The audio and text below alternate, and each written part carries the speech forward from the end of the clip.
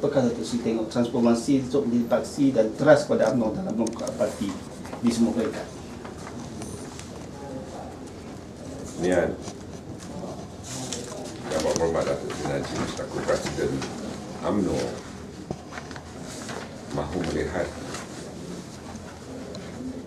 akar umbi UMNO terlibat di dalam menentukan kepimpinan parti. Niat ini diterjemahkan dengan melakukan beberapa penindakan di dalam perlembagaan dan peraturan UMNO sendiri untuk menterjemahkan komitmen beliau bagi melihat bahawa UMNO ini merupakan parti yang ditunjangi oleh kepimpinan akar umbi. Dalam menuju ke arah menterjemahkan matlamat inilah Datuk Seri Najib mahu supaya pemimpin-pemimpin akar umbi, terutamanya ketua-ketua cawangan di 4 peringkat dan perwakilan cawangan turut diberikan mandat bagi menentukan pilihan kepimpinan parti supaya mereka turut terlibat di dalam membuat keputusan bagi menentukan kepimpinan parti diperkukuhkan melalui suara majoriti dari akar umbi. Okey Dok, pemilihan kali ini kita bukan dapat fokus dalam negeri, malah negara luar pun jadi fokus pada pemilihan kali ini sebab ini pertama kali dalam sejarah UMNO buat keterbukaan. So apa pandangan Tok? Adakah ini just kita laungan atau memang adanya demokrasi dalam UMNO sebenarnya? Because dia kata tak menyeluruh sebab ahli UMNO 3 juta. Keterbukaan UMNO jangan harus dilihat dari segi kolektif suara yang ditonjolkan hanya melalui satu suara, satu undi untuk seluruh keahliannya. Di dalam sistem UMNO, ahli-ahli di peringkat cawangan memilih ketua cawangan, ketua pemuda wanita dan puteri. Dan mereka juga memilih perwakilan dari cawangan kebahagiaan. Artinya suara akar umbi itu diletakkan kepercayaannya kepada wakil-wakil di cawangan itu. Pada hemat saya, ianya telah memperlihatkan suatu daya meletakkan niat representatif akar umbi kepada pemimpin-pemimpin di cawangannya yang pergi ke persidangan perwakilan di Bahagian yang kemudiannya menentukan pemilihan kepimpinan atas melalui mandat yang diberikan oleh ahli-ahli peringkat cawangan pada mereka. Dan kaedah representatif ini merupakan kaedah yang terbaik. Negara luar, sama ada negara-negara jiran dan negara-negara di luar ASEAN memang memantau serta memerhati pemilihan di dalam UMNO kerana mereka mahu melihat sama ada UMNO ini masih kukuh, relevan atau menghadapi permasalahan dalaman kerana di dalam sejarah mana-mana parti pemerintah atau parti politik yang melebihi usia 50 tahun pasti menghadapi zaman muram. Tetapi Alhamdulillah tidak dengan UMNO.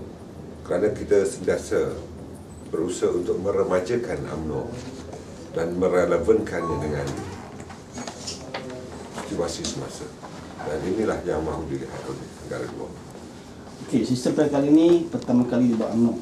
So mungkin dulu nak mengekang masalah politik wang. So macam mana Datuk terhadap sistem ini dalam menggambarkan ketulusan dan kejujuran dan serta keseimbangan yang diamalkan oleh UMNO untuk mengawal masalah politik wang apa semua? Niat pengawalan politik wang itu baik. Kaedah pemantauan juga baik. Tetapi kita harap ahli-ahli dan calon-calon di semua peringkat tidak melihat dari aspek kelemahan peraturan baru ini. Undang-undang boleh dibuat, boleh diubah. Tetapi kalau kita sendiri tidak mematuhi undang-undang dan mencari loopholes, kekurangan, memang akan terdapat kekurangan. Di dalam pembenterasan politik wang ini, kita harus patuh kepada apa yang telah ditentukan. Bukan hanya apa yang diterapkan dalam peraturan, tetapi yang lebih penting ialah roh kita sendiri untuk mematuhi apa yang telah ditentukan dalam perbahagian parti kita dan juga dalam peraturan yang telah ditentukan untuk parti kita dan diri kita. Kalau pandangan Datuk Seri, kali ini kita keterbukaan, kita ramai pemimpin baru yang akan menawarkan diri dalam pemilihan kali ini. So, Datuk Seri nampak tak pemilihan UMNO tahun ini mampu melahirkan barisan pemimpin yang benar-benar mampu untuk membantu UMNO dan bersaing pada PRU14?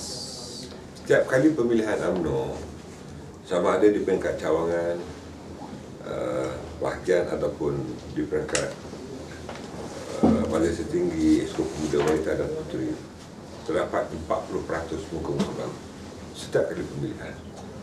Saya tidak menyangkakan lebih daripada 50% muka-muka baru akan masuk.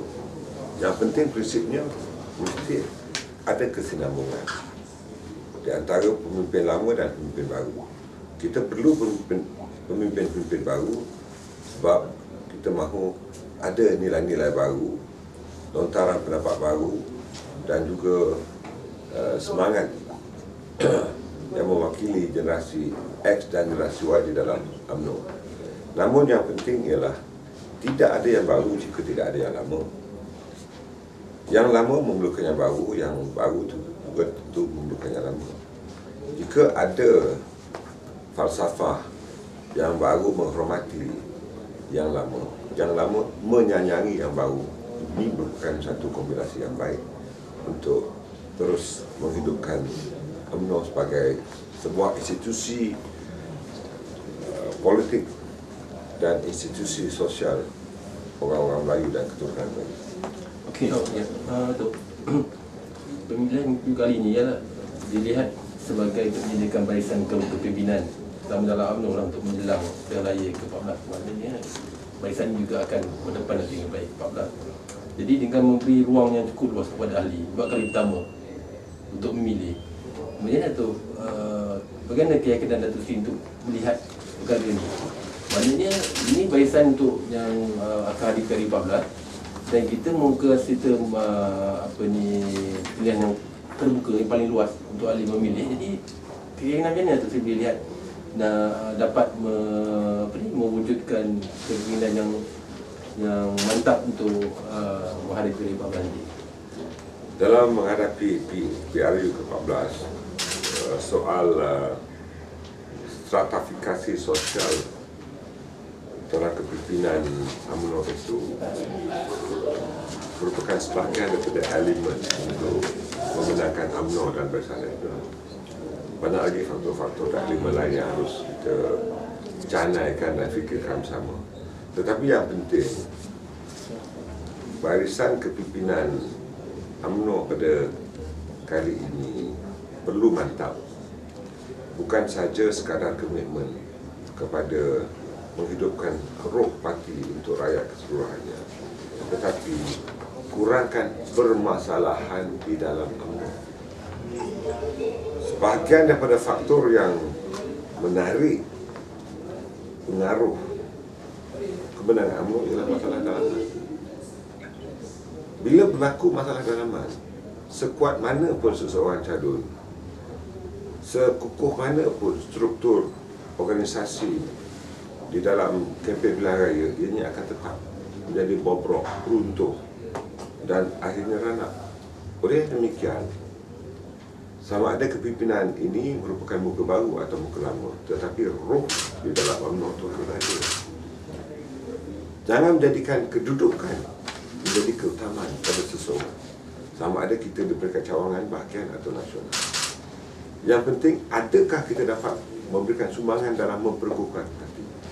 Kebanyakan daripada kita, kedudukan peribadi itu lebih penting daripada kepentingan pengukuhan UMNO itu sendiri. Kalau mereka tidak dapat mempertahankan atau memperoleh sesuatu jawatan, mereka sanggup bukan sekadar mencalarkan imej parti tetapi merosakkan parti kerana matlamat peribadi mereka tidak tercapai. Inilah masalah dalaman yang perlu kita selesaikan.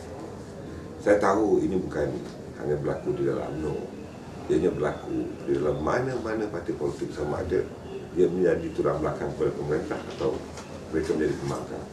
Tetapi kita harus belajar daripada pengalaman yang lalu.